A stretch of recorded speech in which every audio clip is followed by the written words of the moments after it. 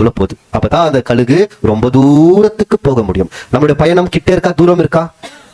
வாழ்க்கை ஃபுல்லா போற பயணம் இது. அப்ப அவ்வளவு தூரம் போறதுக்கு நம்மளுக்கு என்ன தேவைப்படுது? பலன், நம்பிக்கை வேணும்.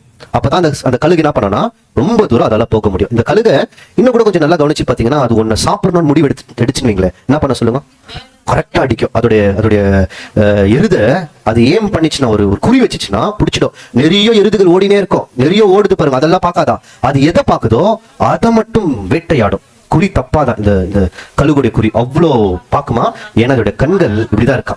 இதுக்கு இந்த ஐசைட், இந்த கண்ணுக்கு எவ்வளவு பாயிண்ட்ஸ் கொடுக்குறாங்கன்னா 20க்கு 20 கொடுக்குறாங்க. அதுக்கு அவுட் ஆஃப் அவுட்னு சொல்லலாம். அவ்வளோ ஷார்ப்பா 4 கிலோமீட்டர் தூரத்துல பார்த்துருமா, அவ்வளோ தூரம் பார்க்குமா. தொலைநோக்கு பார்வை, துல்லியமான பார்வை, கலர் என்ன கலர்னு கண்டுபிடிக்கும்.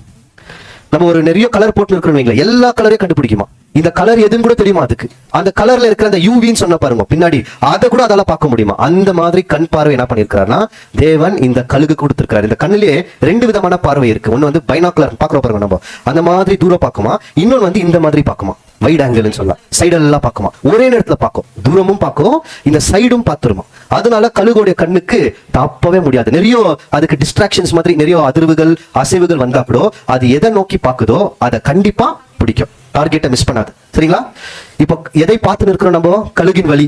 கழுகை எதோட ஒப்பிட்டு பார்த்து இருக்கிறோம்? நம்மளுடைய வழிகள். இப்போ கழுகுக்கு ஒரு கண் இருக்கு, அந்த கண் எதை மேல படுதோ அந்த எருத கண்டிப்பா டார்கெட் பண்ணிச்சுன்னா போய் பிடிச்சிடும். நம்ம சின்னு சொல்லுவோம் இல்லைங்களா, பாவம். பாவம்னா என்ன அர்த்தம்? பாவம்னா என்னன்னா மிஸ்ஸிங் த டார்கெட்னு அர்த்தம்.